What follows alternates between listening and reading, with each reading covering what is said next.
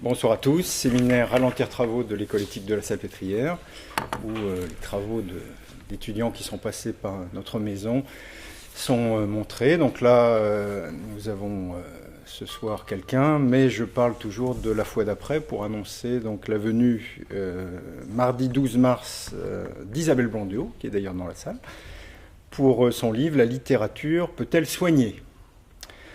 Alors ce soir, on ne parle pas de littérature, ou un petit peu peut-être à travers nos illustrations, mais on parle de la douleur avec Charles Jousselin, qui est médecin, qui est ancien président de la SFAP, qui travaille à Bichat, qui nous parlera de tout cela, et qui vient donc pour un livre qui s'appelle « Se plaindre de douleur ». Et c'est pas le même, Se plaindre de douleur. Je la refais ou Se plaindre de douleur, ainsi qu'un second livre, puisque Charles avait une plume alerte, donc l'homme de la douleur, c'est ça. Alors la douleur est un phénomène qui est omniprésent dans le monde hospitalier,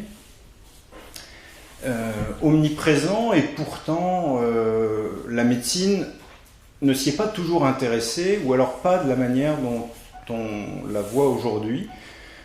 Dans les temps plus anciens, on considérait que la douleur pouvait être éventuellement une boussole utile pour le médecin, pour déterminer les diagnostics.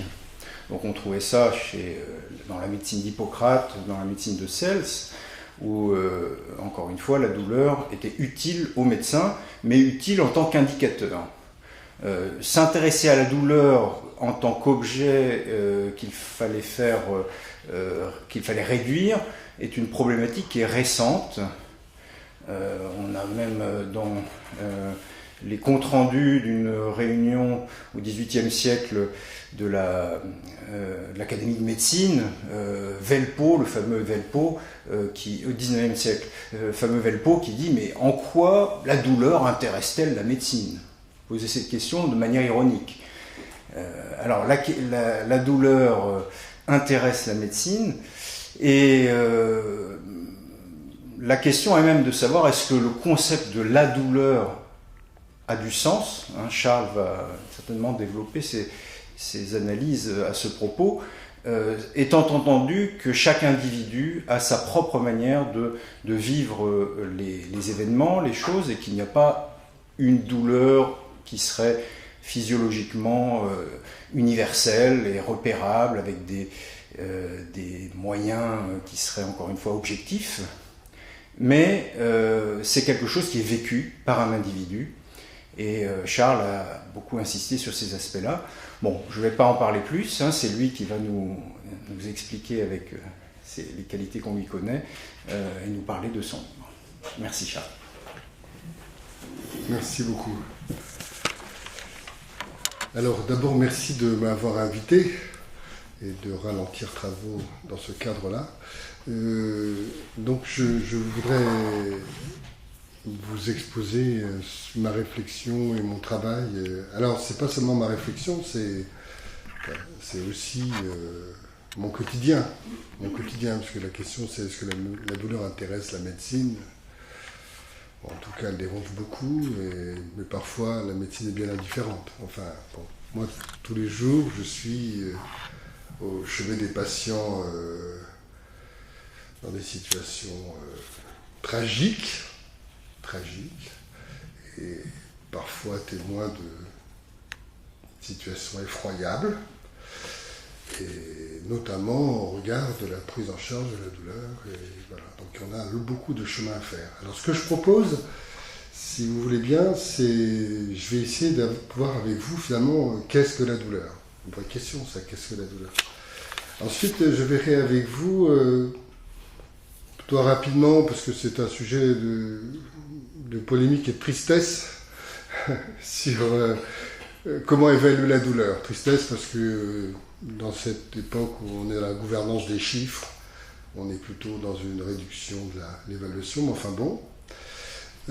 Ensuite, on essaiera de voir finalement qui est cette personne douloureuse.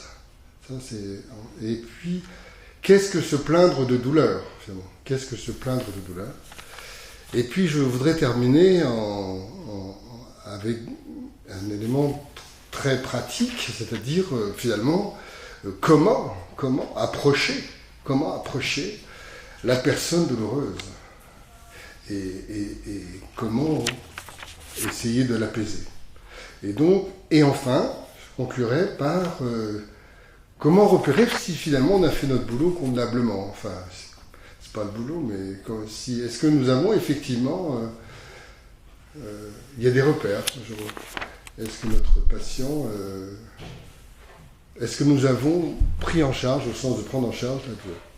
Voilà. Alors, je vais commencer par vous dire un peu qu'est-ce que la douleur. Ça, c'est une véritable question. Hein. Qu'est-ce que la douleur? Parce que la douleur, la première chose, on voudrait la saisir. Hein. On voudrait pouvoir la discerner. On voudrait, comme vient de le dire Bertrand, c'est qu'on est même en train de lutter. Hein. On lutte contre la douleur. Donc il faut lutter contre quelque chose, se battre contre la douleur. Voilà. Donc il faudrait y avoir quelque chose sur lequel il faudrait qu'on se batte, qu'on puisse lutter. Oui, mais malheureusement, est-ce que c'est vraiment un objet que l'on pourrait discerner, faire le tour? Eh bien non. Non. Alors la science essaye. Hein, alors on voit bien aujourd'hui avec toutes les neurosciences, on fait des images formidables. À certains moments, on trouve des centres de la douleur. Puis après on dit non, c'est pas très juste, il y a d'autres endroits de cerveau qui sont éclairés, etc. Donc on se base sur des images. Des images tout à fait intéressantes, hein, qui sont à mon avis, c'est très intéressant. Seulement, une image, il me semble que ça ne peut pas être la douleur. Enfin, je veux dire, nous ne sommes pas une image. Et la douleur n'est pas une image. Alors il y a des scientistes, hein, qui pensent que la science va tout expliquer, on va tout maîtriser, et donc il y a des écrits tout à fait extraordinaires. Damasio parle de machinerie des émotions. Voilà, on fait dans... Non, je pense qu'il faut vraiment arrêter de penser que la douleur serait un objet au sens de jeter devant moi et que je pourrais prendre, évaluer, etc. Non, ça ne me paraît pas possible. En tout cas, dans la pratique, moi, je n'ai jamais vu... La question, finalement, on pourrait se demander, ce que je demande à mes étudiants, parfois, je leur dis, est-ce que vous avez déjà vu la douleur passer? Non, jamais personne n'a encore vu la douleur. Bon, alors, mais pourtant, il y a beaucoup d'éléments à observer. Donc, comment avancer alors, puisque si la douleur n'est pas un objet, pourtant on est obligé pour se parler et pour raconter quelque chose par rapport à la douleur, on est obligé d'objectiver quelque chose. Ce que je suis en train d'essayer d'objectiver quelque chose pour vous le donner et pour vous partager avec vous. Donc dans notre vie de tous les jours, pour se communiquer entre nous, il faut bien qu'on objective quelque chose. Alors c'est compliqué d'objectiver quelque chose qui est inobjectivable. C'est vraiment très, très compliqué. Alors, voilà. Donc, on essaye d'objectiver, mais objectiver l'inobjectivable, c'est devient compliqué. Alors, donc, si ce n'est pas un objet, alors je reviens. Alors, qu'est-ce que c'est? Alors, si ce n'est pas un objet, c'est la définition internationale de la douleur. Hein, c'est donc une expérience. Enfin, c'est ce que dit la définition internationale qui est au niveau international. On dit que donc la douleur, c'est une expérience sensorielle et émotionnelle désagréable qui est liée à une lésion tissulaire qui existe ou potentielle, qui pourrait exister. Voilà, il y a une lésion qui pourrait avoir existé qu'on ne voit pas, ou décrite en de tels termes. Ça, c'est quand même très intéressant. Alors ça, la définition de la douleur me semble avoir beaucoup de défauts, dans le sens que l'expérience serait soit émotionnelle, émotionnelle et sensorielle. Là, il me semble qu'on est quand même très réducteur, on est dans un dualiste. En revanche, expliquer que la douleur est due à une lésion qui existe, ou qui pourrait exister, ou simplement, le fait d'imaginer que la lésion existe pourrait donner la même expérience qu'une lésion qui qui est réelle et une autre qui ne l'est pas. Ça, c'est très intéressant. Il y a quand même quelque chose de très intéressant. Toujours est-il que si la douleur est une expérience, moi, je retiendrai beaucoup ce terme-là, et comme beaucoup d'entre vous, je suis allé lire j'ai beaucoup apprécié le livre de Claude Romano, sur l'événement Le Monde, où il parle beaucoup de l'expérience, et l'expérience qui est d'abord une traversée.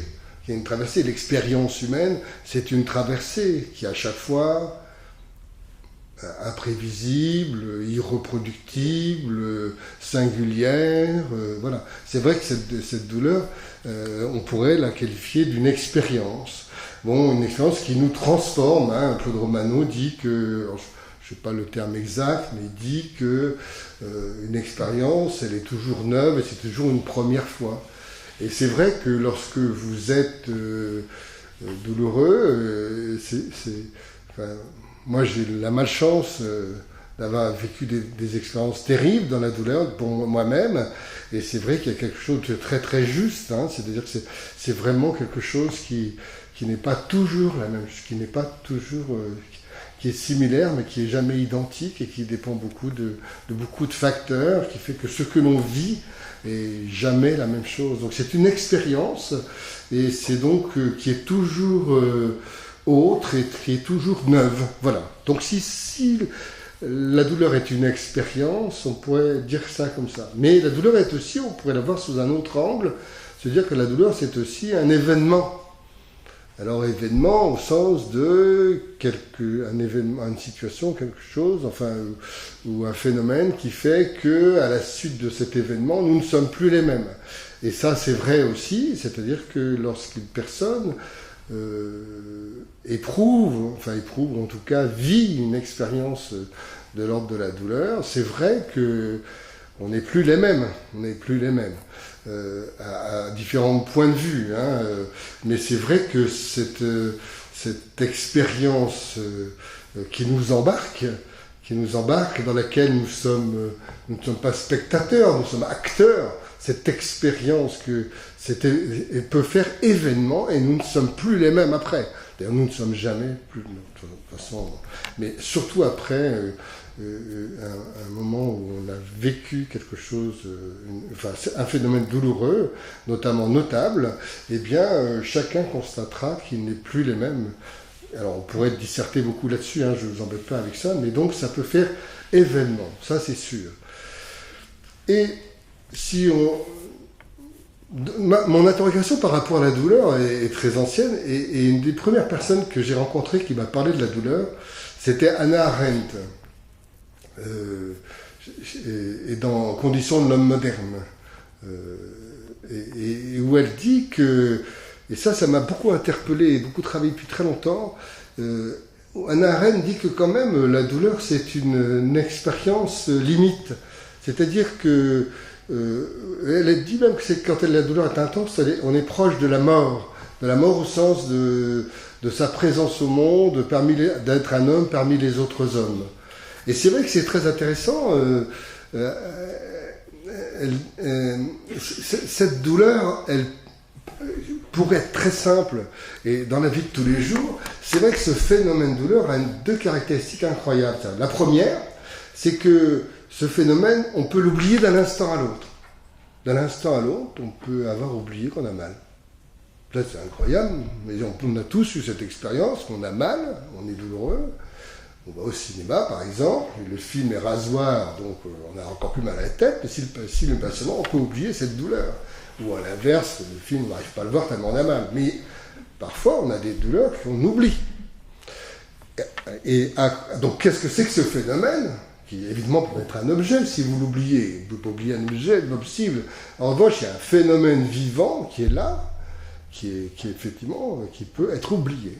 Alors, malheureusement, souvent de façon éphémère, mais quand même.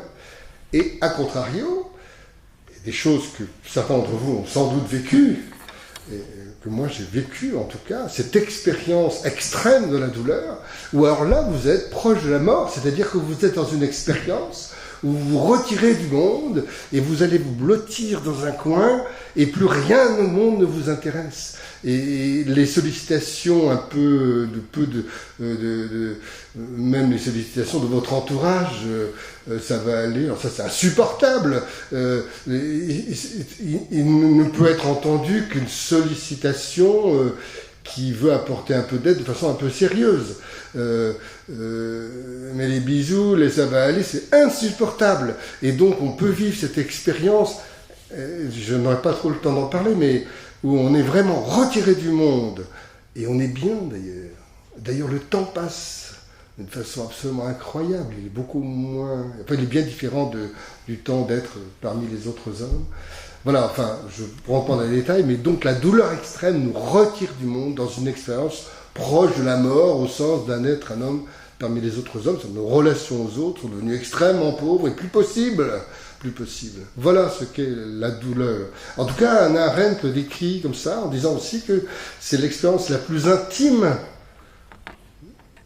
et la moins communicable de toutes les sensations. Alors ça, ça serait à discuter, hein, mais c'est très juste quand même. Il y a quelque chose de très juste sur cette relation entre cette expérience humaine et cette relation aux autres qui peut être absolument effroyable. Voilà. Donc, qu'est-ce que c'est que finalement que cette douleur que l'on peut oublier et qui peut nous retirer du monde? Il faudrait, il y a toute une étude à faire sur le... J'ai récemment été encore malade, enfin c'est pas important du tout, mais c'est intéressant de passer des heures qui ne sont plus les mêmes heures, et lorsqu'on n'a plus ces mêmes relations aux autres. Et ça serait intéressant de reprendre ça parce qu'il y a quelque chose qui n'est pas si pénible que ça. Enfin bon, bref, c'est autre chose. Donc, la douleur, ce n'est pas un objet, c'est une expérience certes, mais avec toute la singularité d'une expérience. Donc c'est un phénomène, en fait, c'est un phénomène vivant, et donc qui change sans cesse, et qui est toujours singulier. Hein. C'est celui donc d'un être vivant, d'un homme, et ce phénomène qui est très singulier, ce phénomène vivant qui est singulier, il est forcément lié à notre histoire, à notre culture, aux enjeux, aux circonstances. Et donc, voilà, ce phénomène est un phénomène, en fait, en réalité vivant. Et c'est pour ça qu'il est inobjectivable, insaisissable, parce qu'il est vivant et qu'il passe son temps à alterner, à vivre. C'est pas linéaire, c'est la vie. Alors, on pourrait aller, pour détailler un peu, pour appuyer sur le fait que c'est un phénomène vivant, on peut parler de la perception, mais si vous allez lire chez Merleau-Ponty, qu'est-ce que c'est que la perception? La perception, chez Merleau-Ponty, dans Phénoménologie de la perception, il explique bien que finalement, il y a toujours toute perception et jugement. Alors, c'est pas un jugement, une réflexion pour donner une valeur et juger, mais il y a un jugement pré-réflexif qui fait que toute perception, il y a quelque chose de l'ordre du monde du vivant qui nous échappe, qui ne remet pas en cause tous les influx, les fibres alpha, delta, tout ça, tout ça c'est juste. Il n'y a aucun souci là-dessus. Seulement ce qui est sous-tendu dans tout ça, il dit qu'il y a quelque chose de vivant sur lequel est basé tout ça.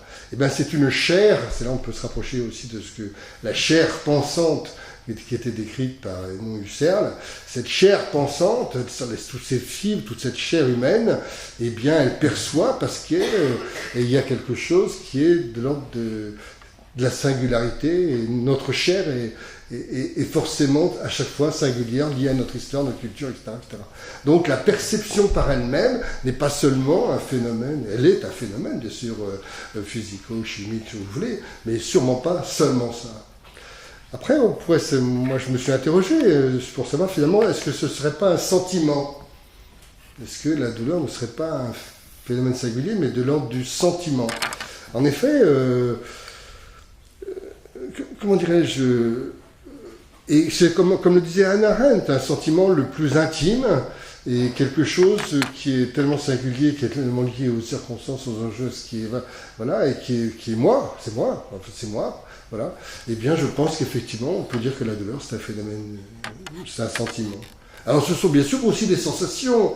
Alors là, on a écrit les sensations, mais même dans les sensations, c'est intéressant, parce que dans la pratique, tous les jours, il y a différentes sortes de sensations qu'on essaie de décrire, les sensations par excès de nociception et les sensations neuropathiques.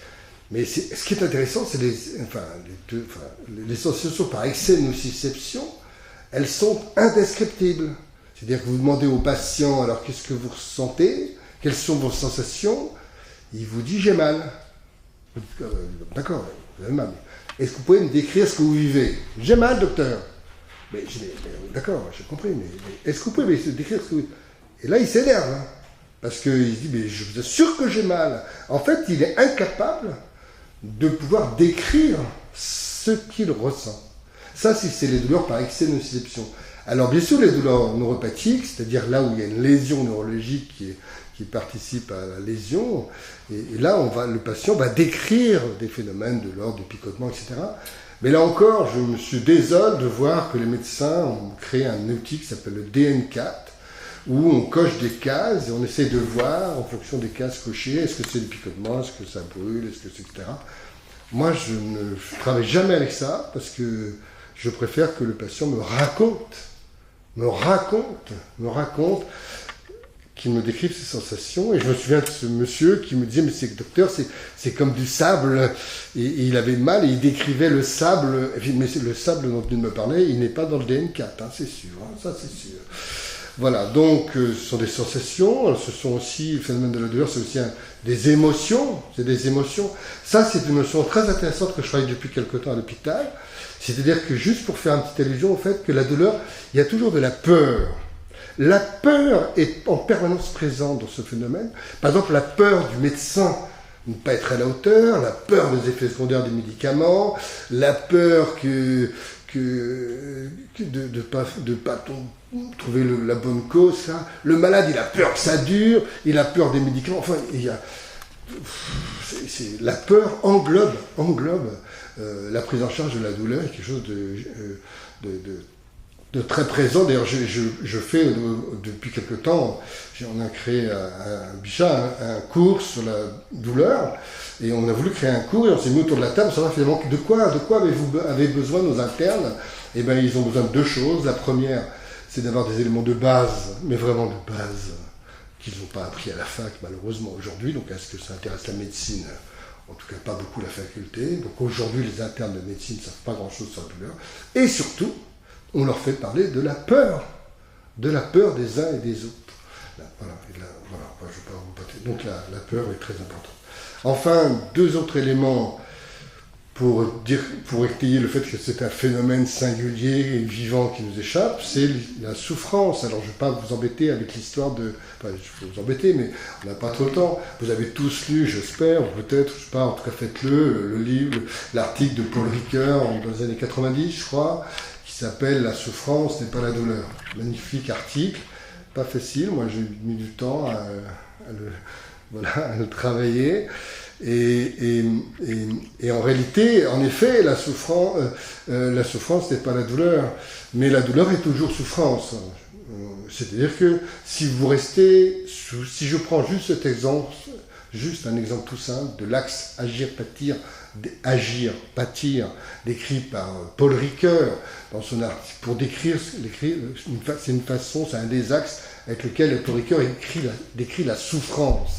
Eh bien, vous verrez que la douleur, elle est toujours souffrance, parce que si Paul Ricoeur décrit la souffrance comme l'impuissance à dire, l'impuissance à raconter, l'impuissance à agir et la mésestime de soi-même, eh bien, quand vous êtes douloureux, ben vous êtes effectivement, vous agissez de façon différente. Donc vous avez une impuissance à agir, vous avez aussi une impuissance à raconter, c'est ce que je viens de vous dire sur les douleurs par excès de nociception, une impuissance à décrire. Parfois la douleur, on ne peut en parler que par un cri, par un soupir, par un gémissement, parfois c'est pas autre chose, ou une grimace qui veut bien dire quelque chose. Voilà, donc la douleur est toujours souffrance. Et ça nous évite aussi de rester dans ce dualisme, le corps d'un côté, le psychisme de l'autre. Je crois que notre chair est pensante et qu'elle est, nous sommes langage, hein, c'est ce qu'il écrivait ça, je ne suis pas, enfin bon, c'est quand la dérive le Breton dit la douleur c'est une éducation, enfin voilà, la douleur c'est en fait un phénomène vivant, la douleur en fait c'est nous, et donc c'est toujours un phénomène radicalement subjectif et c'est toujours nous. Alors pour illustrer un peu ce nous, je voudrais vous lire un tout petit passage de Ivan Ilitch, La mort d'Ivan Ilitch de Tolstoï. Vous savez, Tolstoï, dans cette nouvelle, il parle d'un magistrat très sévère et très reconnu, et qui est atteint d'un cancer et qui souffre beaucoup. Et donc, il reprend ce que dit, voilà ce qu'écrit Tolstoï. Il dit « Soudain, la douleur aux côtés, sans se soucier du procès auquel participait Ivan Ilitch, commençait son œuvre à elle, sourde, obstinée. Ivan Ilitch s'efforçait d'en détourner sa pensée. Oui, c'est détourner son attention. Mais elle continuait son œuvre, et elle venait et se tournait devant lui et le regardait. Ivan Ilitch se sentait paralysé. Ses yeux s'éteignaient et il se demandait de nouveau, n'y aurait-il qu'elle de vrai ? Ses collègues, ses subordonnés voyaient avec étonnement et tristesse que lui, un juge si brillant, si fin, s'embrouillait, commettait des erreurs.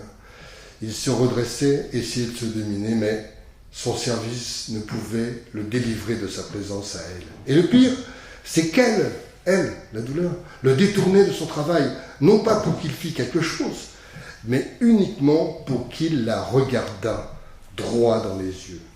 Rien ne pouvait la cacher.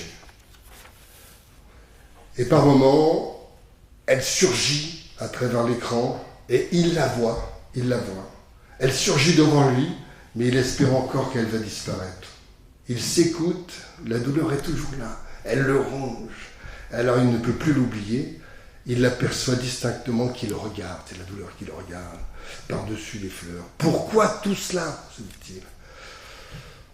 Il retournait dans son cabinet, se couchait, restait seul avec elle, en tête à tête avec elle, et rien d'autre à faire avec elle que de la regarder, tandis que le cœur se glace. Voilà ce que dit Tolstoï, qui personnifie, et assez justement, que la douleur, finalement, c'est nous.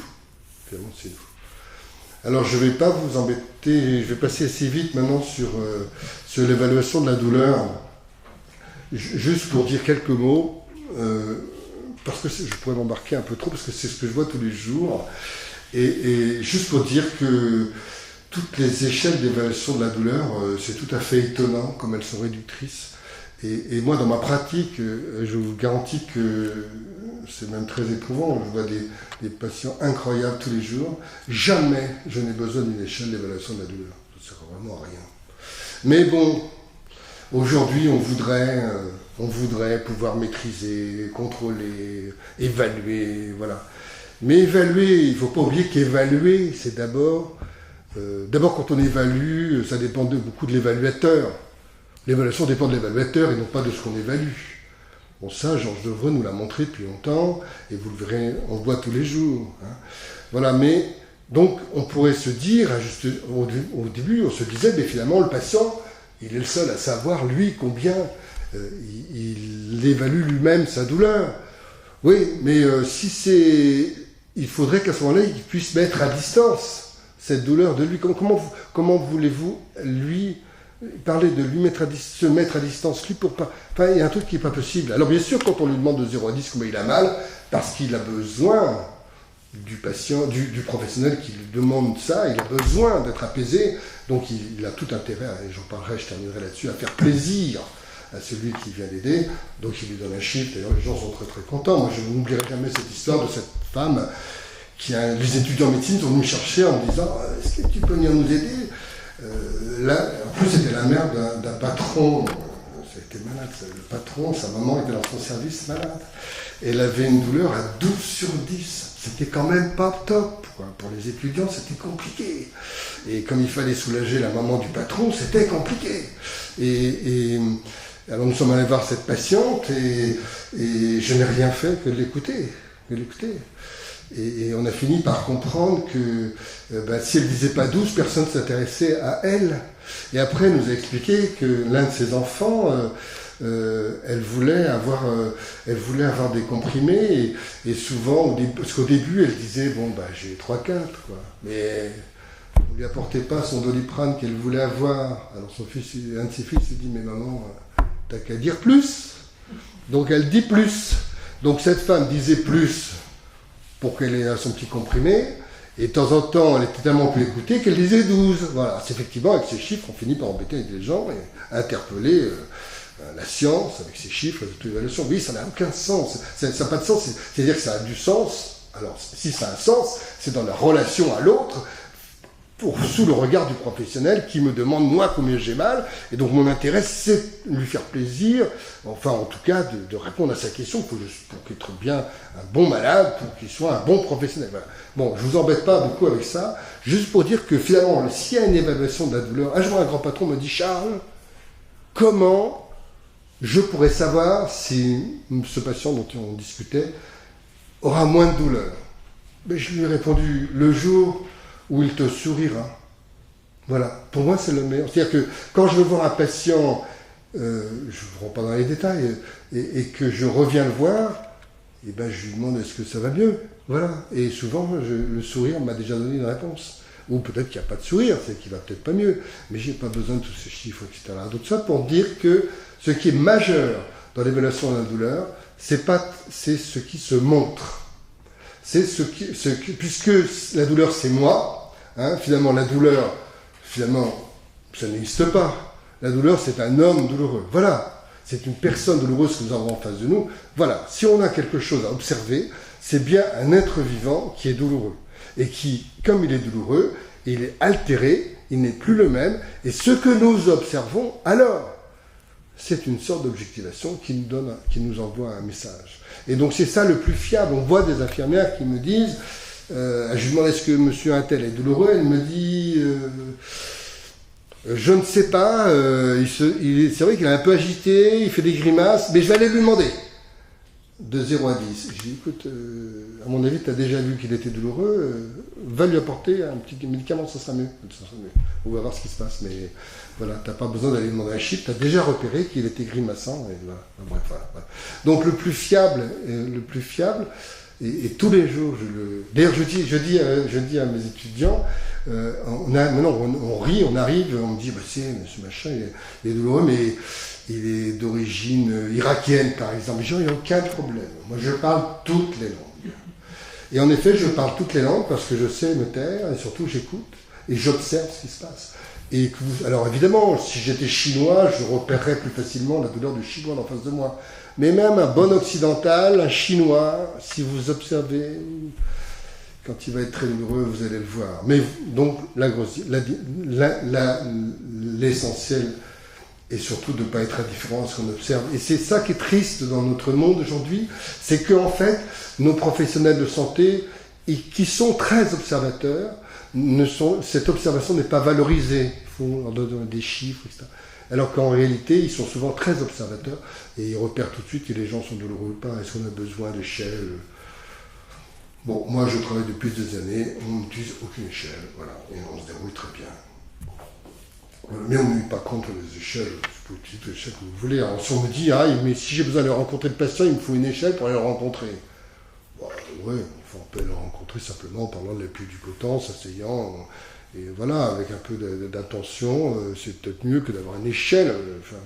Enfin bref, chacun fait comme il peut. Le message que je veux faire passer, c'est que l'évaluation de la douleur est excessivement importante, mais elle dépend finalement beaucoup plus de cette observation, de cette rencontre, qui est à chaque fois imprévisible, et ça dépendra un peu de l'attention que l'on va avoir à l'autre, et c'est ça c'est ce message-là qu'il faudra reprendre.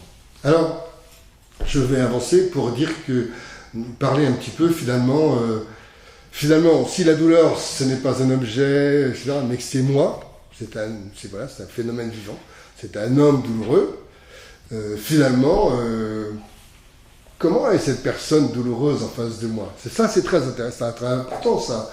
Eh bien, ça c'est en appuyant un peu sur les travaux, j'ai lu et repris beaucoup d'éléments qui étaient décrits par Heidegger, sans commentaire sur la vie de cet homme, mais il a écrit quand même un livre incroyable sur Être et Temps, et il décrit quand même la présence de l'homme.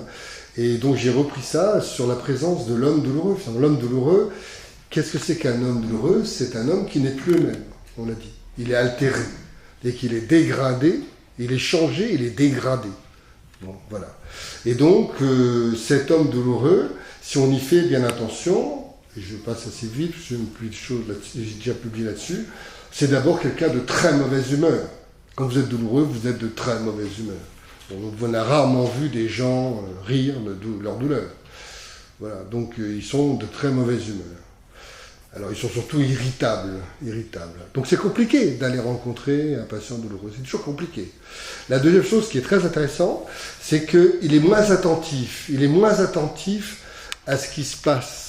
Quand on est douloureux, on est moins dans la pièce, on est moins attentif. Et si on avait une tâche à faire, une tâche précise à faire, je ne sais pas, une tâche qui soit un peu plus précise, eh bien on va avoir encore plus de difficultés à la mettre en œuvre. Donc un homme douloureux que l'on a en face de nous, c'est quelqu'un qui est de mauvaise humeur, qui est peu attentif, et le plus étonnant que j'ai réussi à mettre dévoilé, enfin j'ai compris moi, mais que je rencontre aussi, et c'est très intéressant, c'est qu'il est moins concerné par ce qui lui arrive. Alors ça c'est très étonnant, parce que votre patient douloureux, finalement il s'en fiche un peu, quoi, quand il est très douloureux. Et quand vous êtes en face de lui, que vous lui expliquez ce qu'il faut faire ou ce qu'il ne faut pas faire, enfin vous faites de la science, quand vous êtes là, voilà, vous apportez votre savoir, voilà, ça fait du bien, hein, il faut le faire, hein, et que vous voyez que l'autre s'en fiche complètement, c'est au début, c'est très étonnant. On se dit finalement, il a mal ou pas? Oui, c'est cette histoire. Non, en fait, quand il est douloureux, il est moins attentif et même peut-être parfois même moins concerné. C'est pour ça qu'il va louper des rendez-vous. C'est pour ça qu'il va peut-être pas prendre ses médicaments comme on lui a demandé. C'est pour ça que toutes les consignes que vous lui avez données, peut-être mal les suivre. Voilà. Et donc on voit beaucoup dans les patients douloureux, et bien souvent l'observance. C'est des gens qui s'en fichent, c'est parce qu'ils sont douloureux que l'observance est difficile. Et le dernier point, cet homme qui est en face de nous, donc il est de mauvaise humeur, moins attentif, peut-être même moins concerné par ce qui se passe, et en plus il a peur, il est angoissé. Et il y a de quoi être angoissé, parce que combien de temps ça va durer, pourquoi j'ai ci, enfin voilà. Donc on est dans un moment extrêmement difficile. Donc rencontrer un homme douloureux, une personne douloureuse, c'est quand même une rencontre très particulière, qui est pleine de tensions, avec déjà en face de soi quelqu'un qui n'est plus le même, qui est altéré. Donc on est quand même loin du symptôme douleur qu'il faut évaluer. Et alors finalement la question, on pourrait se demander, mais pourquoi il se plaint de douleur? Pourquoi se plaint-il de douleur? Alors finalement, un patient va se plaindre de douleur pour de multiples raisons. D'abord parce que quand même, toutes ses relations aux autres sont changées. Il n'est plus le même. Toute sa vie, dans sa vie de tous les jours, ses relations aux autres sont toutes différentes, toutes changées. Alors plus ou moins, vous me direz bien sûr. Mais il y a quelque chose de la relation aux autres n'est plus la même, puisque leur présence au monde est un peu différente, hein, ils sont moins attentifs, moins présents, ils sont moins là, donc forcément, leurs relations aux autres ont changé. Et une autre raison pour laquelle ils se plaignent, c'est aussi le fait qu'ils vivent effectivement des sensations désagréables, qui sont parfois très aliénantes, hein, au sens de la douleur, elle peut rendre fou. D'ailleurs, on dit que parfois les gens ont des douleurs folles, hein, on peut même être fou de douleur, mais on voit des gens qui sont... enfin c'est pas rare du tout, comme aliéné, c'est-à-dire que cette douleur qui est là du matin au soir, parfois même lui qui est tout le temps là, hein, il y a quelque chose d'une aliénation qui est terrible, hein. Donc il y a de quoi se plaindre, enfin en tout cas. L'autre chose, c'est aussi, quand les gens se plaignent, ce qui est intéressant, c'est qu'ils il se découvre, ça c'est dit pénible aussi, de se découvrir, c'est un peu, on est proche de la mésestime de soi-même, mais on se découvre douloureux, et en se découvrant, c'est-à-dire que c'est compliqué quand on demande à quelqu'un décrivez-moi vos douleurs, c'est souvent assez poignant, parce que d'abord ils n'osent pas trop le faire, mes soeurs ne sont pas écoutées, de moins en moins écoutées, donc quand vous les écoutez, c'est compliqué. Et il leur faut un petit moment pour qu'ils acceptent de parler un peu d'eux. Et quand ils parlent d'eux, eh bien ils se découvrent, tout en se découvrant, enfin, il y a quelque chose qui n'est pas si facile que ça. C'est pas si facile que ça. Et donc se plaindre de douleur, vous voyez, ça met des tensions supplémentaires. Hein. Et puis enfin, le sens de la douleur, bien sûr, la douleur c'est aussi une façon de dire quelque chose qu'on n'arrive pas à dire autrement. Ça c'est toutes les douleurs chroniques, même les douleurs aiguës. Chacun ne poussera pas le même cri en fonction de... Je veux dire, si vous trébuchez dans un escalier ou si on vous a poussé dans l'escalier, vous n'aurez pas la même douleur, évidemment. Ça n'aura pas le même sens. Alors le sens de la douleur pouvant... Alors, il y a toutes les douleurs chroniques, on passe beaucoup de temps à aider les gens à retrouver un sens à cette douleur. Alors le sens pouvant être quelque chose qui peut exacerber même les douleurs, ou au contraire les apaiser. Et puis il y a aussi toutes les histoires de la... Une douleur chronique, c'est typiquement des constructions socio-culturelles signifiantes. C'est comme les maladies, ça je me réfère toujours beaucoup à Canguilhem. C'est-à-dire Canguilhem dit bien, on ne subit pas sa douleur, on fait sa douleur, on est la douleur. Donc ça c'est très intéressant. Hein. L'œuvre de Canguilhem est absolument magnifique, notamment par rapport à ce phénomène vivant qu'est la douleur. Et ça c'est très troublant de se dire que finalement chacun fait sa douleur plus qu'il ne la subit. David Le Breton le disait, je vous l'ai dit tout à l'heure, hein, il dit que la douleur c'est une éducation. Voilà, il y a quelque chose de... Donc c'est chaque fois, quand quelqu'un se plaint de douleur, c'est quand même toujours de soi-même, dont il est question, de soi-même en tant qu'homme, que l'on transmet à autrui. Donc ça a toujours du sens. Alors je ne dis pas qu'il faut absolument chercher le sens, mais ça a toujours du sens. Et encore ce matin, j'ai vu un patient tout à l'heure, on comprenait pas pourquoi il... Mais est-ce qu'il faut chercher à comprendre? J'en sais rien, mais il y avait quelque chose qui était très bizarre dans sa plainte, mais... voilà, est-ce qu'il faut absolument tout comprendre? Mais sa plainte voulait dire... Par exemple, la patiente que j'ai vue tout à l'heure, en fait, pour être très précis, elle a été renversée par un scooter, elle a eu 1000 fractures, elle a passé 4 mois à l'hôpital, cassée dans tous les sens, maintenant elle est toute réparée dans tous les sens, partout. Bon, elle se retrouve en cardio, et là, en cardio, ils comprennent rien, car elle a toujours aussi mal à toutes les fractures qu'elle avait, alors qu'elles sont toutes réparées. Alors là, ça devient très compliqué pour un cardiologue. Parce que quand il touche sa malade, il lui touche le bras, et que là où elle avait sa fracture, elle a extrêmement mal, alors que tout est réparé, évidemment, et qu'elle ne doit pas avoir mal, bon là, c'était compliqué. Hein. C'était très compliqué tout à l'heure. Bon, on a compris, on a expliqué au cardiologue, dans l'avion, on ne comprenait pas tout. Voilà. Et que peut-être que c'était parce qu'elle avait quand même été renversée par un scooter, voilà, et qu'il y avait peut-être quelque chose qu'elle n'arrivait pas à dire, et que peut-être qu'elle le disait. Là, même en cardiologie, en réanimation, il y a quelque chose qu'elle n'arrivait pas à dire, et qu'elle le disait comme ça. Voilà. Bon, mais c'était compliqué. Mais enfin, il a été gentil, le cardiologue. Non, mais c'est vrai que c'est compliqué, parce que tout est réparé, il n'y a plus de douleur, et tout d'un coup, les gens se plaignent. Pour quelqu'un qui n'est que dans les chiffres, les courbes, et la troponine et compagnie, c'est compliqué. Hein. Pour le cardiologue, c'est compliqué. Voilà. Enfin, ils nous ont écoutés, c'était plutôt sympathique, et la personne, elle a pu nous raconter, elle a pu se plaindre, et ça l'a apaisé, et moi, j'ai rien compris. En revanche, je lui ai permis, je ne cherche pas à comprendre, je lui ai permis, et je vais en arriver là, je lui ai permis de dire quelque chose avec ses douleurs. Qu'est-ce qu'elle disait, j'en sais rien, peut-être l'injustice d'avoir été renversée, enfin, j'en sais rien. Faire gaffe, hein, quand on renverse, il faut faire attention. Hein. Alors finalement, comment se plaindre? Alors oui, là, comment se plaindre? Eh bien, vous ne pouvez pas vous plaindre autrement qu'en exagérant. Si vous dites aux gens, bonjour, j'ai mal, non, ça ne pouvez pas faire ça. Aïe, j'ai mal. Donc, toute plainte est une exagération. S'il n'y a pas d'exagération, ce n'est pas une plainte. Hein, la plainte est toujours infidèle un peu à son objet. Donc, toute plainte est une exagération. Alors, voilà, donc, et c'est très intéressant parce que cette exagération, elle est tolérée. Alors, si vous en faites trop, Voilà. Mais le professeur, enfin celui qui écoute votre plainte, il tolère, il attend cette exagération. Pas en faire trop, mais elle est toujours exagérée, elle est toujours insistante, sinon c'est pas une plainte. Hein. Et surtout, c'est toujours une adresse à quelqu'un. C'est une adresse à quelqu'un. On se plaint toujours à quelqu'un. On se plaint à quelqu'un. On se plaint pas. Alors on peut se plaindre à Dieu ou à soi-même, mais souvent on se plaint à quelqu'un. Donc si vous allez voir un patient et qu'à l'évidence vous n'en avez absolument rien à faire de ce qui s'est plaint, eh ben c'est pas étonnant que le patient ne se plaigne pas. Oui. En revanche, s'il sent chez l'autre qu'il y a quelque chose qui peut être entendu, alors il va pouvoir se plaindre.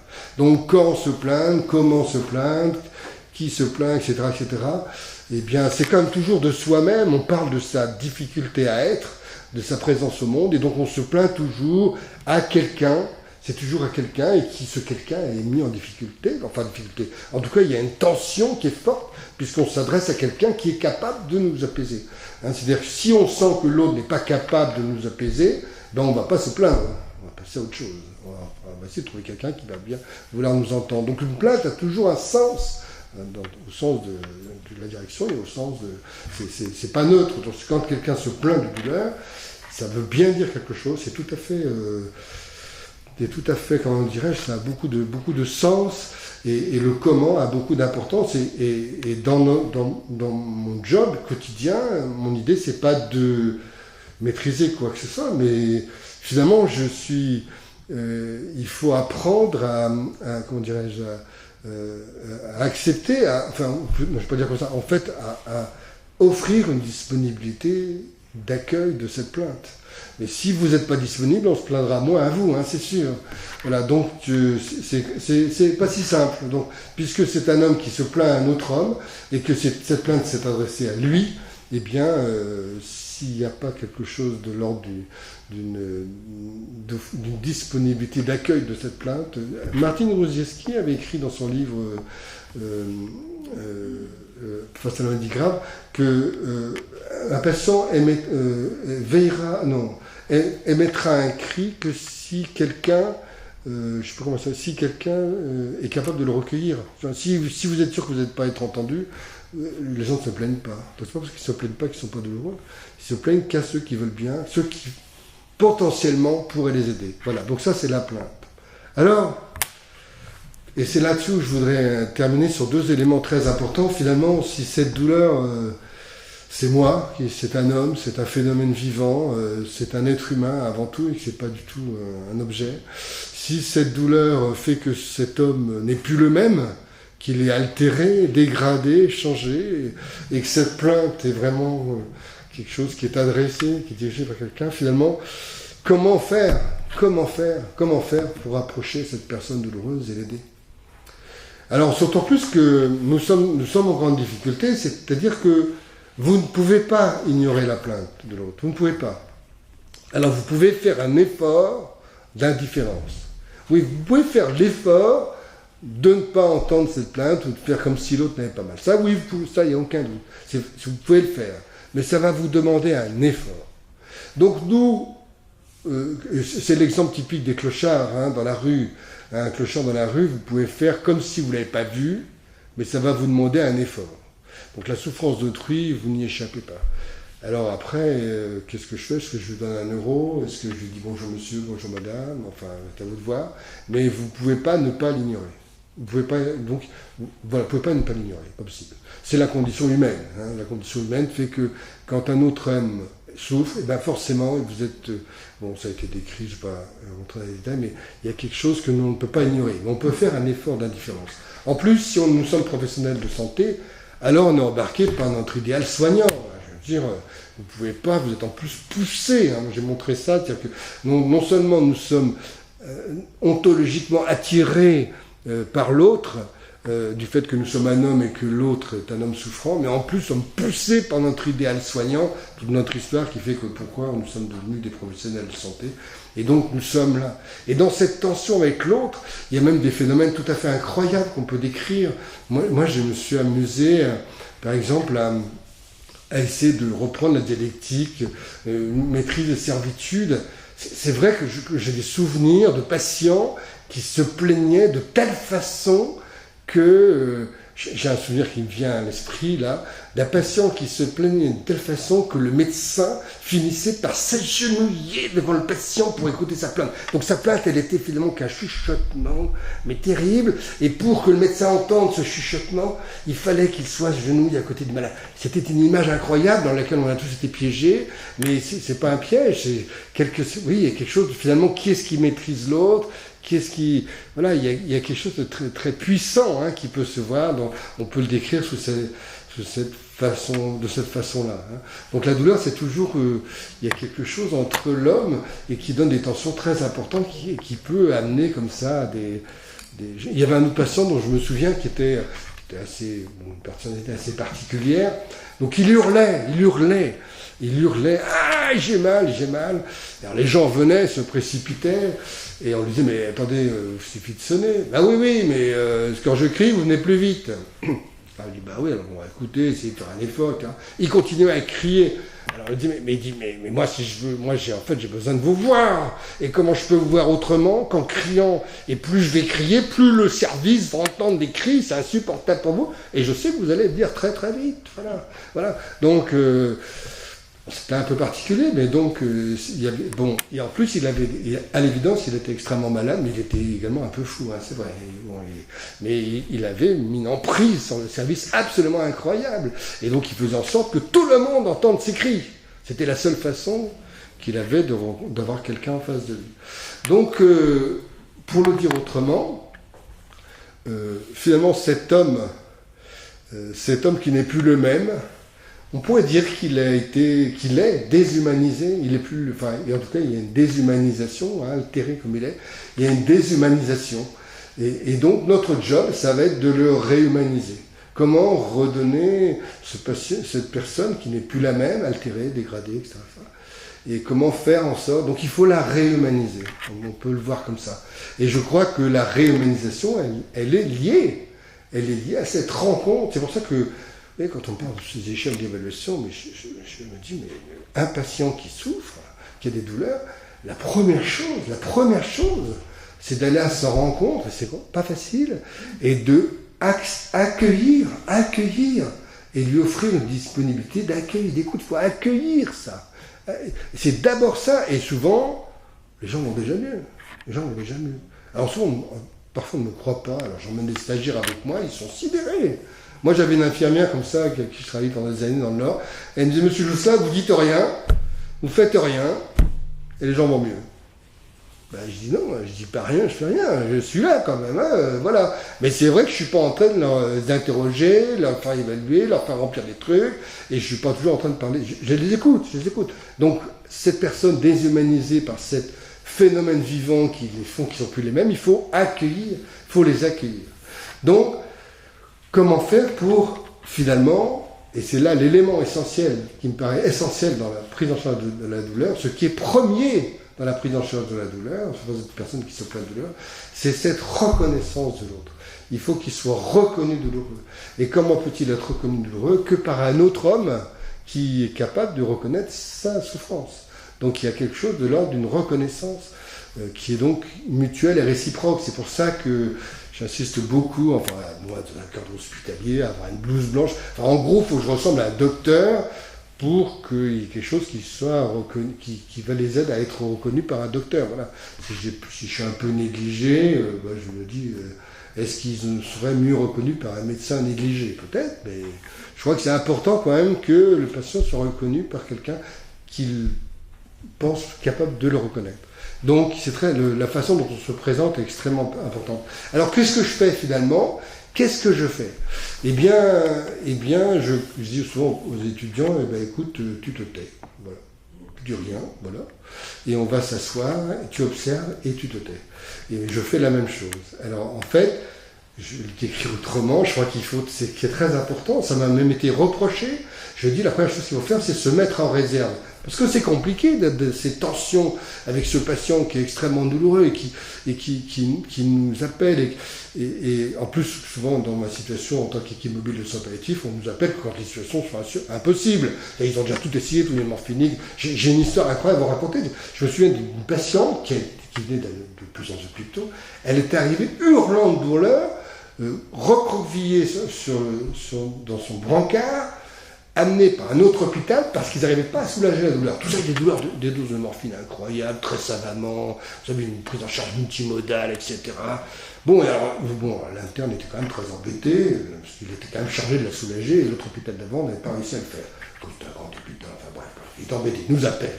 Eh bien, ça n'a pas été facile, mais je vous assure que le fait qu'une infirmière et qu'un médecin de l'équipe ait passé 1h30, c'était un cas incroyable, hein, à l'écouter, ce qui était compliqué, parce qu'au début elle n'écoutait rien, elle continuait à crier, évidemment tellement elle avait mal. Eh bien, au bout d'1h30, j'ai pas qu'elle avait plus mal, elle ne se plaignait plus. Alors à ce moment-là, dès qu'elle avait été beaucoup plus apaisée et son cri avait été entendu, tout simplement, à ce moment-là, tout de suite, les internes se disent « Ah, on va modifier les médicaments !» Alors, je dis « Non, quand même !» Là, on a pris le temps de l'écouter, ne changez rien. On revient demain, voilà. Et cette femme, finalement, on a réussi progressivement à lui enlever, pas tous les médicaments, bien sûr, mais une bonne partie des médicaments. En fait, il y avait quelque chose qui était insupportable, qui n'était pas entendu, mais il a fallu, ça a été compliqué, de passer 1h30 à côté de cette femme pour qu'elle arrête d'hurler. Voilà. Alors, c'était une histoire horrible, hein, bien sûr, une femme de 40 ans, une métastase partout, un gamin de 3 ans, enfin des trucs horribles, bien sûr. Mais elle avait de quoi hurler. Mais si vous pensez que hurler, ça se résout avec des médicaments, ça ne sort pas. Non, ça sort pas. Voilà. Alors que je pense que cette reconnaissance qui est première, d'abord elle est première, et ce n'est que parce que vous aurez mis en place cette reconnaissance qu'alors, ça va rendre bien plus pertinent tout le reste. Bien plus pertinent tout le reste. Donc on se met en réserve. Se mettre en réserve, c'est-à-dire rassembler ses forces. Tout simplement. Accueillir ce qui se passe. Hein. Et puis on a besoin de discerner, de comprendre un peu ce qui se passe. Dans cette situation très tendue, si vous ne prenez pas le temps de vous poser, mais c'est difficile, hein, c'est-à-dire se poser au vrai sens de... Moi je regarde ma montre, hein, moi je ne travaille pas avec mon téléphone et avec ma montre. Hein, même si on passe pas beaucoup de temps avec les malades, en réalité, on ne passe pas beaucoup de temps. Mais il y a quand même une véritable disponibilité qui doit être offerte. Et si elle est là, alors il va se passer des choses. On doit, pour mieux accueillir, pour mieux écouter, et pour découvrir, il faut... souvent, dans l'équipe, ils expliquent beaucoup aux stagiaires que nous, on vient sans a priori. On n'a aucun a priori. On essaie d'arriver avec aucun a priori. On se pose et voilà. On se laisse... Voilà, on offre ça et on se laisse découvrir ce qui va se passer. Et c'est absolument magnifique, et tellement rare que les gens, ça leur fait beaucoup de bien. Alors c'est vrai que si vous mettez en réserve en face d'un patient qui est très douloureux, ben c'est très compliqué parce que si vous vous retenez ou mettez en réserve, eh bien ça peut être vécu comme une certaine indifférence. C'est pas facile, mais cette indifférence que l'autre, il vous interroge, alors qu'est-ce que vous... Parce que tout de suite, il vous piège. Qu'est-ce que vous allez me donner? L'autre, il m'a donné ça. Vous voyez, tout de suite, on vous dit, si vous êtes savant, on vous demande qu'est-ce que vous allez donner. Et donc, si vous dites, bah écoutez, je sais pas, pour l'instant, je vous écoute, c'est pas très bien vu. Hein. Voilà. Donc, il y a ce côté, cette mise en réserve qui peut être vécue comme une certaine indifférence. Puis d'un autre côté, le patient se rend bien compte quand même que vous êtes vraiment en train d'écouter. Donc, ça l'apaise. Donc, il est dans cette dialectique. Donc j'ai écrit cette dialectique entre une reconnaissance espérée et une indifférence redoutée. Voilà, donc ces premiers moments de la rencontre sont très particuliers. Et donc, si on n'est pas en bonne forme, il ne faut pas aller voir le patient, il faut envoyer quelqu'un d'autre. Hein. Mais il y a quelque chose de là, si un être humain permet d'accueillir la souffrance d'autrui, ce premier moment, dans cette dialectique entre cette reconnaissance espérée et cette indifférence redoutée, est tout à fait extraordinaire. Et on voit bien qu'au bout d'un moment, il y a quelque chose d'authentique qui se passe. C'est pas question de l'ordre de la confiance qui va arriver peut-être, mais de toute façon, il y a une reconnaissance qui est première. Il faut d'abord, un homme qui est douloureux, il doit d'abord être accueilli par un autre homme. Voilà, c'est ce que disait Hannah Arendt. Alors juste pour... j'ai oublié de faire une petite démonstration, et je terminerai. Une petite lecture que j'ai trouvée dans 1984 de George Orwell. Vous savez, la dernière traduction française au présent. C'est un scandale de traduire. Et George Orwell raconte, il y a Winston, il est dans un couloir, donc il marche, et puis il dit, donc il y a une silhouette solitaire s'avance vers lui. C'est la jeune femme brune.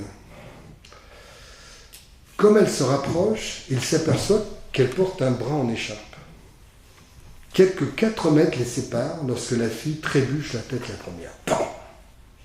Sa chute lui arrache un hurlement. Un hurlement de douleur. Elle a dû tomber sur son bras blessé. Winston s'arrête net. La fille s'est relevée sur les genoux. Sur son visage d'un blanc ivoire, sa bouche ressort plus rouge que jamais. Elle le regarde droit dans les yeux, avec une expression implorante, de peur plus que de douleur. Devant lui, il y a donc un être humain qui souffre et s'est peut-être cassé quelque chose. Déjà, il s'était lancé d'instinct. Il est allé vers cette jeune femme qui vient de tomber. Et il s'était lancé d'instinct pour lui porter secours. Dès qu'il l'a vu tomber sur son bras bandé, il a eu l'impression d'éprouver la douleur dans son propre corps. Tu t'es fait mal ? Non, c'est rien, c'est mon bras, ça va passer dans une seconde.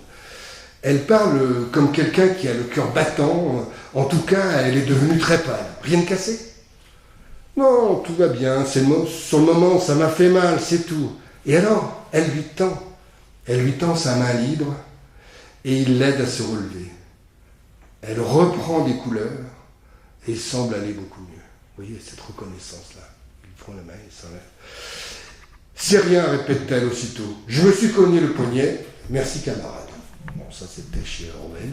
Voilà. Tout ça, et ça a été décrit dans beaucoup de livres. J'ai trouvé des passages comme ça aussi chez Georges Semprin, lorsqu'il tombe du train, et que finalement, ce n'est que quand à un moment donné, il voit une blouse blanche qui s'adresse à lui. Là, déjà, il va mieux. Donc, tout ça pour dire que ce qui est vraiment majeur, c'est cette reconnaissance qui doit vraiment être première, et qu'elle est première au sens de ça va permettre d'explorer et d'accueillir, et je le dis aux étudiants, je leur dis, vous savez, si vous écoutez le patient, non seulement il va vous faire, il va aller mieux, il va vous décrire ce qu'il a, il va peut-être même faire le diagnostic, et parce que si vous écoutez bien, ils savent de quoi il parle, ils décrivent ce qui se passe ils arrivent à décrire des sensations, des trucs, voilà, et puis surtout, il va peut-être même faire le traitement, voilà. Et donc c'est quand même un peu plus commode, c'est assez commode et ça marche très bien. Alors, pour terminer, lorsqu'on a pris ce temps avec ce patient, finalement, est-ce que nous avons été à la hauteur ? Eh bien, vous allez le savoir. Vous allez le savoir par, peut-être pas sur le moment, parce que sur le moment, le patient, de toute façon, il a toujours intérêt c'est son intérêt d'être gentil avec vous, d'être un bon patient, de répondre à toutes vos questions, voilà, parce qu'il faut qu'il vous aide pour que vous puissiez le soulager. Et de toute façon, c'est tout son intérêt d'être tout à fait docile, et bien comme il faut. Et même si vous ne l'écoutez pas, et c'est ça qui est très intéressant, c'est-à-dire que si le patient n'est pas reconnu, eh bien, il va nourrir un ressentiment. Il faut lire L'homme du ressentiment de Scheller. Un ressentiment, c'est-à-dire, ce que dit Scheller, c'est un empoisonnement psychologique. C'est un ressentiment qui va apparaître, en fait, après la rencontre. Enfin, qui va se construire pendant, mais qui ne pourra se manifester qu'après. Parce que, en fait, sur le moment, même si le patient est négligé, même s'il est suspecté d'exagérer trop, il n'est pas écouté, etc., il ne peut rien dire, le patient, il peut rien dire. Il attend jusqu'au dernier moment, il espère que vous allez enfin peut-être reconnaître ce qui lui arrive. Et la consultation, l'entretien, la rencontre peut se terminer par quelqu'un qui est très offensé. Et qui, on parle même de mépris, il faut lire la façon dont le sentiment de non-reconnaissance est décrit par Axel Honneth. Bien, il y a quelque chose de l'ordre du mépris, c'est ce qu'on entend aujourd'hui avec les gilets jaunes. Voilà. Et donc en réaction à cette non-reconnaissance de l'autre, de moi douloureux, alors en réaction, le patient va développer un ressentiment. Et ce ressentiment, il va se retrouver après l'entretien, à d'autres moments, par des allusions qui vont être faites par le patient. Vous allez rencontrer un patient qui va vous dire: Oui, oui, oui, j'ai vu le docteur Intel. Oui, il m'a donné ça, mais vraiment, vraiment, c'était. Puis il m'a même pas examiné. Et puis son médicament, c'était, il m'en avait déjà donné, il m'a pas écouté. Enfin, vous ressentez, il y a des petites allusions, des petites piques. Un patient qui, vous voyez pour la première fois et qui commence à faire des petites piques sur les médecins d'avant. D'abord, il faut dire que méfiez-vous parce que c'est peut-être vous qui allez être pointé après, vous serez comme les autres.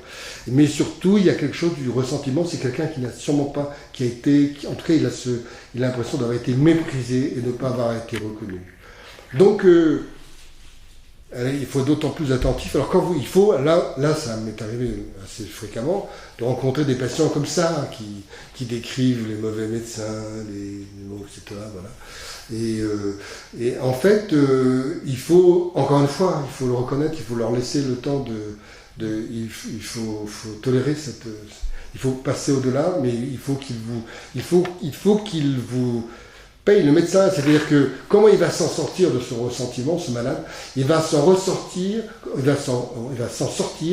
lorsqu'il va enfin décider que vraiment ce médecin était nul, vraiment nul. Et c'est pour ça que ça n'a pas marché. Ce médecin est nul, et donc finalement, tout ce qu'il a fait qui n'a pas marché n'a aucune importance, puisqu'il était nul. Et c'est la seule façon qu'a le malade de s'en sortir, c'est de dire que l'autre est nul et que lui est quelqu'un de très bien. Et lorsqu'il s'est apaisé en ayant égratigné parfois durement le médecin qui le prenait en charge, ben il va mieux. C'est que comme ça qu'il peut aller mieux. Son ressentiment va s'apaiser un petit peu.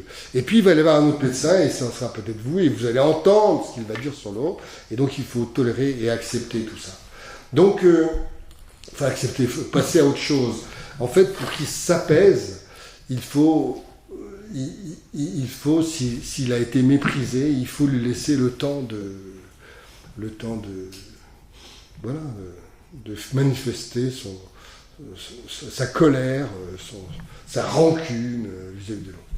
Donc finalement, si je voulais conclure, je dirais que le ressentiment, en fait, ça apporte la preuve d'une reconnaissance qui a été insuffisante.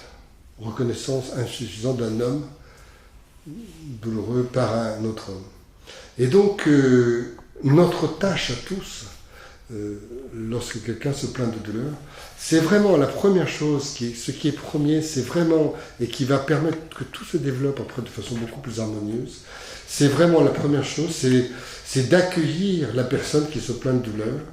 Et c'est vrai que c'est un chemin audacieux, c'est difficile, c'est audacieux, il faut être audacieux et faire confiance à cette relation à l'autre, et surtout dans cette, je reviens sur cette histoire de cette rencontre qui est tendue et dans laquelle on est finalement en train de réhumaniser, essayer de réhumaniser quelqu'un qui est déshumanisé par la douleur. Et donc dans cette dialectique, que je répète, entre cette reconnaissance espérée par le malade et cette indifférence redoutée. Voilà, ce chemin ensemble-là, il y a ces tensions très importantes. Et si vous arrivez à accueillir, à offrir une disponibilité d'écoute et d'accueil de la souffrance de l'autre, à le reconnaître, lui en tant qu'homme, douloureux, qui n'est plus le même, altéré, eh bien il va aller beaucoup mieux. Merci.